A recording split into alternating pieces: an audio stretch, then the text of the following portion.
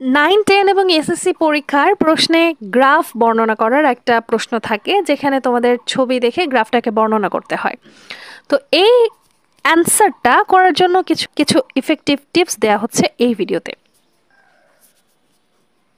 Graph বর্ণনার ক্ষেত্রে প্রথমে যে কাজটা তোমাকে করতে হবে সেটা হচ্ছে টপিক ভালোভাবে বুঝতে হবে। প্রথমে গ্রাফটিতে কি নিয়ে কথা বলা হয়েছে তা বুঝে নাও, যেমন মোবাইল ব্যবহারকারীদের সংখ্যা অথবা আয় অথবা ব্যয় ইত্যাদি। এখানে যেমন 2008 থেকে 2012 সাল পর্যন্ত মোবাইল ব্যবহারকারীর শতকরা হার দেখানো হয়েছে, যে চার্টটা তোমরা দেখতে পাচ্ছ স্ক্রিনে। দ্বিতীয়ত তোমরা যেটা করতে পারো, প্রথম অনুচ্ছেদে গ্রাফের পরিচিতি দাও। এখানে তুমি এই লাইনগুলো ঘুরে ফিরে ইউজ করতে পারো। আমি একটা ছোট্ট টেমপ্লেট দিয়ে দিচ্ছি, যেমন দ্য গ্রাফস শোজ, এরপরে কোন বিষয় নিয়ে সেই গ্রাফটা সেটা উল্লেখ করতে পারো, like mobile phone users in Bangladesh. এরপরে তুমি ডিউরেশন বা সময়কাল উল্লেখ করতে পারো, যেমন ফ্রম 2018 টু 2012। গ্রাফ থেকে কি বোঝা যাচ্ছে তা এক নজরে বলো আর কি।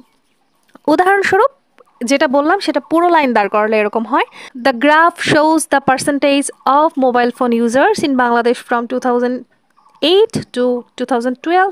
At a glance, the graph shows a remarkable increase over the years. তৃতীয় ধাপে আমরা প্রধান তথ্যগুলো বিশ্লেষণ করব, অর্থাৎ যেটাকে আমরা বলি মেইন বডি। অর্থাৎ প্রতি বছরে তথ্য আলাদাভাবে লেখো, যেমন in 2008 only 30% people used mobile phones. The percentage slightly increased to 35% in 2009. এবার এটাকে কি করতে হবে, তুলনা করতে হবে। যেমন there was a huge jump in 2010 with 73% users. সেই সাথে বিশেষ ঘটনাগুলোকে হাইলাইট করতে হবে, যেমন in 2011 there was a slight fall to 71%, অথবা the highest increase took place in 2012 reaching 88%। এবং শেষের দিকে শেষ অনুচ্ছেদে উপসংহার দিবে।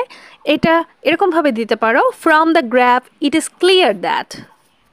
তারপরে সার্বিক একটা বিশ্লেষণ দাও, কি ট্রেন্ড দেখা যাচ্ছে তা বলো, যেমন steady growth, occasional drop, sudden raise. উদাহরণস্বরূপ বলছি, so from the graph it is clear that the number of mobile phone users increased significantly over the years, especially between 2009 and 2010 and again between 2011 and 2012.